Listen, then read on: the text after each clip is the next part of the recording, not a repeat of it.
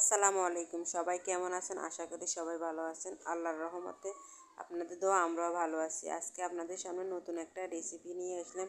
কীভাবে সুন্দর সুস্বাদু পরোটা তেল দিয়ে বানানো হয় দেখেন। আজকে কিভাবে তৈরি করি দেখতে থাকেন আপনারা। আমি একটা বাটিতে 1 কাপ পরিমাণে আটা নিয়ে নিলাম।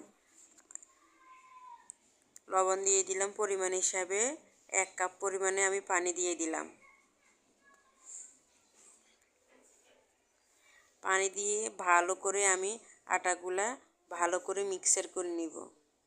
আমার ফ্লেভারটা কেমন আসে দেখতে হইব।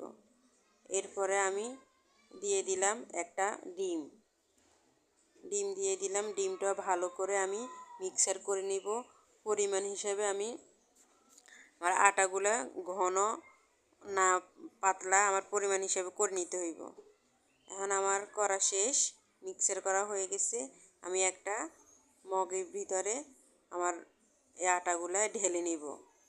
ঢেলে নিয়ে আমি সসপ্যানের ভিতরে তেল দিয়ে দিব। তেল দিয়ে ব্রাশ করে নিব। এরপরে দিয়ে দিব টিস্যু দিয়া সসপ্যানটা পরিষ্কার করে নিব। এরপরে পরিমাণ হিসেবে একটা পরোটা যতটুকু আটা লাগে ততটুকু আটা দিয়ে দিলাম। সুন্দর করে গোল করে রাউন্ড করে নিব। এরপরে আমি উপরে দিয়ে একটু তেল দিয়ে ব্রাশ করে নিলাম চতুর্পাশে দিয়া আমি এবার আস্তে আস্তে আমার এটা উল্টিয়ে নিব। সুন্দর করে উল্টিয়ে নিয়ে আস্তে আস্তে আমি একটু চাপ দিয়ে দিয়ে ভাজি করলে পরোটাটা কালারটা সুন্দর আসবে। অনেক ফুলছে আমার পরোটাটা, দেখতে যেরকম সুন্দর, খাইতে অনেক সুস্বাদু। সবার কাছে কেমন লাগে বলবেন। এই পরোটা এগুলো এভাবে করলে অনেক মজা হয়। এটা অনেক সুস্বাদু খাওয়ার। যাদের পছন্দ, কেউ সবজি দিয়ে খেতে পারেন, কেউ মাংস দিয়ে, মানে যার যার যে পছন্দ ওই অনুযায়ী খেতে পারবেন।